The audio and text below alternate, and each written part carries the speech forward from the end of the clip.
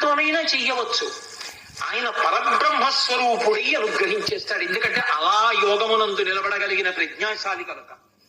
శ్రీరామాయణంలో ఒక చమత్కారం ఉంది, దాని పేరే రామాయణము. రాముడితో మిగిలిన వ్యక్తులందరూ నడుస్తారు. అసలు రాముడు కనిపించని కాండ ఉండదు సుందరకాండ వినా. సుందరకాండలో రాముడు కనపడకపోయినా రామ కథ 1కి 10 మార్లు చెప్పబడుతుంది. అటువంటి రామచంద్రమూర్తి వలన ఉపకారము కాని ప్రత్యుపకారము కాని పొందని వాడు రామాయణమునందు లేడు. ఆయనకి ఉపకారం చేసిన వాళ్ళందరికీ ప్రత్యుపకారం చేశారు. ఒకవేళ ఉపకారం చేయకపోయినా ఉపకారం చేశారు. కానీ ఆయన ఉపకారాన్ని పొంది కూడా ప్రత్యుపకారం నేను చెయ్యలేను అని చెప్పింది ఎవరితో అంటే ఒక్క హనుమతోనే చెప్పారు. రామాయణ పరిసమాప్తి సమయంలో హనుమని దగ్గరికి పిలిచి గట్టిగా కౌగిలించుకుని ఒక మాట అన్నారు.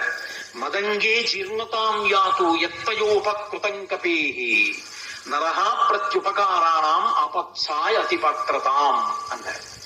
హనుమా, నువ్వు చేసిన ఉపకారము నా శరీరమునందు జీర్ణమైపోవుగాక. ఎందుకని? నువ్వు నాకు చేసిన ఉపకారానికి నీకు ప్రత్యుపకారం చెయ్యడానికి సాధ్యం కాదు. కష్టంలో ఉంటే నువ్వు నా భార్య యొక్క జాడ కనిపెట్టావు. ఇప్పుడు నీకు ప్రత్యుపకారం చేయాలంటే కష్టం కలగాలి. కోరచ్చా నేను? అందుకు అటువంటి ఆపద రాదు. కాబట్టి నీకు నేను ప్రత్యుపకారం చెయ్యలేను. నీవు చేసిన ఉపకారము నా శరీరమునందు జీర్ణమైపోవుగాక అని కౌగలించుకున్నారు. హనుమ ఒక్కరు తప్ప రామాయణం మొత్తం మీద ఈ స్థితిని పొందిన వారు వేరొకరు లేరు.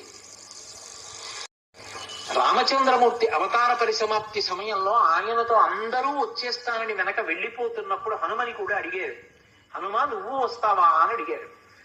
రామచంద్ర, మీ నామం ఒకటి కాదు, ఎక్కడ ఏమి తెలిసినా తెలియకపోయినా రామనామము రామనామము రమ్యమైనది రామనామము అంటే అక్కడ పెడతా. రామ కథ చెప్తే పెడతా, రామాయణం చెప్తే పెడతా. ఇప్పుడు రాముడు అన్నాడు, మక్కథా ప్రచరిష్యంతి యావల్లోకే హరీశ్వర తామద్రమస్య సుప్రీతో మద్వాక్యమనుపాలయం. రామశాసనం హనుమకి. ఎక్కడ రామనామం చెప్పినా, ఎక్కడ రామ కథ చెప్పినా, ఎక్కడ రామాయణం చెప్పినా హనుమాను అక్కడికి వెళ్ళి కూర్చుని వింటూ ఉండు. హనుమ సభలోకి వచ్చారు అంటే సభలో ఉన్న వాళ్ళందరికీ మంగళమే. నన్ను నమ్మండి, చచ్చిపోయేవాడు కూడా బతుకుతాడు. హనుమ దర్శనం అంత గొప్పది. ఆయన దర్శనం చేస్తే చాలు. నిన్న మీతో చెప్పా, సంధ్యాకాల దర్శనంతో సమానం. ఉపద్రవాలు కూడా తొలగిపోతాయి. అంత శక్తివంతం హనుమత్ దర్శనం అంటే. అటువంటి హనుమ సభలోకి ప్రవేశిస్తారు. ప్రవేశించి అనుగ్రహిస్తారు. ఎందుకని అంటే పైన రామశాసనం ఉంది. ఇదే మహానుభావుడు తులసీదాస్ గారి జీవితంలో జరిగింది. తులసీదాస్ గారు ప్రతిరోజు గంగానదిలో స్నానం చేసి చెంబుతో కాసిన నీళ్లు తీసుకొచ్చి రావి చెట్టు మొదట్లో పోసి రావి చెట్టు కింద కూర్చుని తపస్సు చేస్తుండేవారు. ఆ రావి చెట్టు మొదట్లో గంగ నీళ్లు పోస్తుంటే గంగాజలం తగిలిందో ఏమో ఒక బ్రహ్మరాక్షసుడు పైనుంచి కిందికి దిగాడు. బ్రహ్మరాక్షసుడు అంటే ఎవరు అనుకుంటారేమో, వేదం చదువుకుని కూడా దొంగతనాలు లాంటివి చేసి బ్రతికిన వాళ్ళు బ్రహ్మరాక్షసులు అవుతారు. పతంజలి చరిత్రలో చెప్తారు.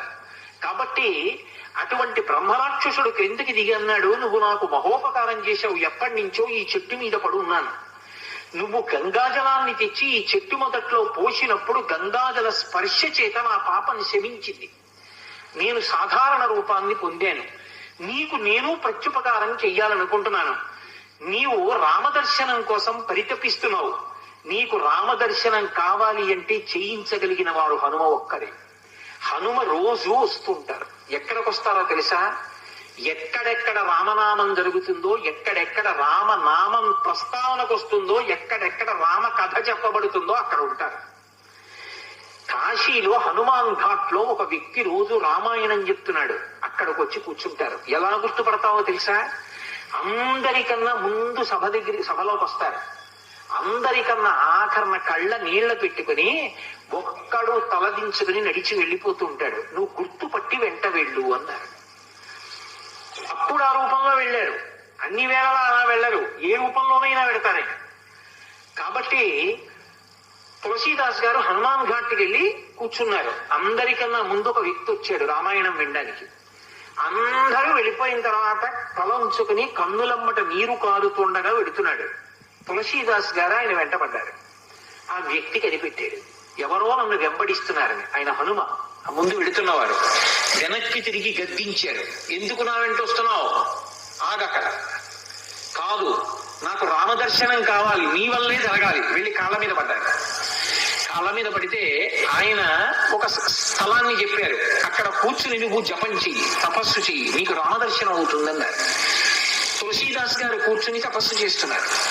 తపస్సు చేస్తుంటే రామలక్ష్మణులు ఇద్దరు రాజకుమారుల రూపంలో గుర్రాల మీద వచ్చారు.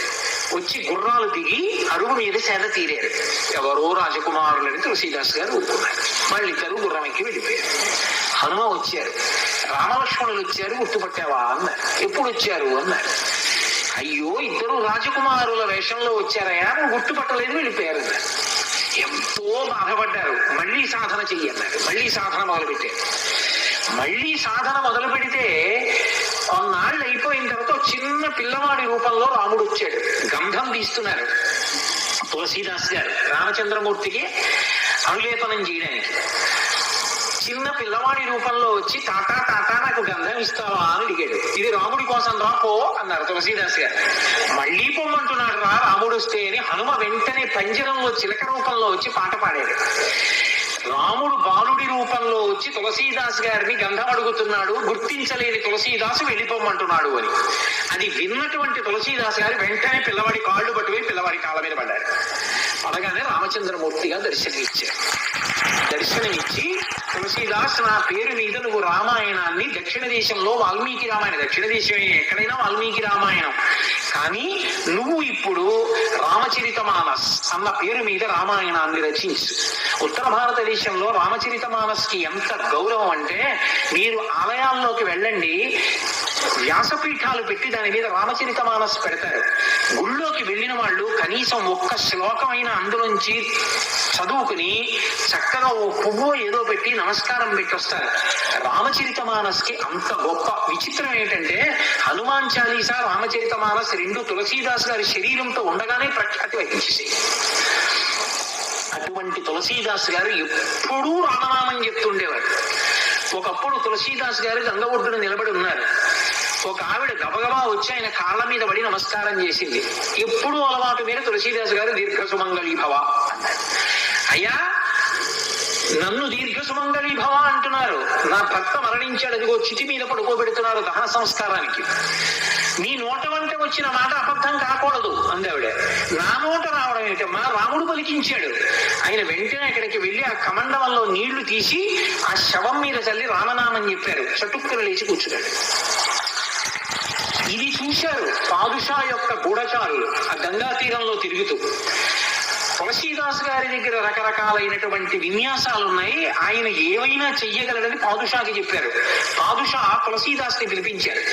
పిలిపించిన ఏమిటో చచ్చిపోయిన వాడిని బతికించావుట, ఏవి కొన్నటువంటి వింత చేష్టితములు చెయ్యన్నారు. తులసీదాస్ గారు అన్నాడు, వింత చేష్టితములు చేయడానికి నేను గారడి వాడినా కాదు, రాముడు నన్ను పనిముట్టుగా అనుగ్రహించాడు, అది రామానుగ్రహం అన్నాడు. అంటే నేను చెప్పిన మాట పాటించట్లేదు కాబట్టి కొరడాలతో కొట్టండి అన్నాడు. అంటే అప్పుడు హనుమాన్ చాలీసా చేశారు తులసీదాస్ గారు. కళ్ళు మూసుకుని హనుమని తెలుసుకుని హనుమాన్ చాలీసా చేస్తుంటే భటులు వచ్చి కొరడాలు పట్టుకుని కొట్టడానికి పైకెత్తుతున్నారు. ఆశ్చర్యం ఏమిటంటే ఆ రోజున పాదుషా కోట అంతఃపురం అంతటా పెద్ద పెద్ద కోతులు వచ్చి ప్రతి సైనికుడి చెయ్యి పట్టుకున్నాయి కదలకుండా. పాదుషా భయపడిపోయి సింహాసనం దిగి కిందకొచ్చి తులసీదాస్ గారి కాళ్ళ మీద పడ్డాడు. అప్పుడు ఖచ్చితంగా పూర్తయిపోయింది హనుమాన్ చాలీసా. ఆ తులసీదాస్ గారి చదివినప్పుడు అన్ని కోతుల రూపంలో వచ్చి ఎదురుగుండా హనుమ నిలబడి కాపాడారు తులసీదాస్ గారిని. అందుకే అప్పటికీ ఇప్పటికీ ఎప్పటికీ కూడా హనుమాన్ చాలీసాకి అంత శక్తి. తులసీదాస్ గారు ఎప్పుడు మాట్లాడుతుండేవారు స్వామి హనుమతోటి. రామాయణ రచన చేసేటప్పుడు, రామచరితమానస్ రాసేటప్పుడు ఏ ఘట్టం దగ్గరికి వచ్చేటప్పుడు ఆయా ఘట్టం దగ్గర మళ్ళీ హనుమకి చదివి వినిపిస్తుండేవారు. హనుమ అంతా చదివి సరేనంటుండేవారు. అబ్బో ఎన్ని చమత్కారాలు వాళ్ళిద్దరి మధ్యలో, ఎన్ని విశేషాలు జరిగాయో తులసీదాస్ గారికి హనుమకి. అంతటి గొప్ప అనుబంధం. అందుకే హనుమ గురించి తులసీదాస్ గారు ఏవి చెప్పారో అవన్నీ కూడా అద్భుతమైనటువంటి విషయాలు.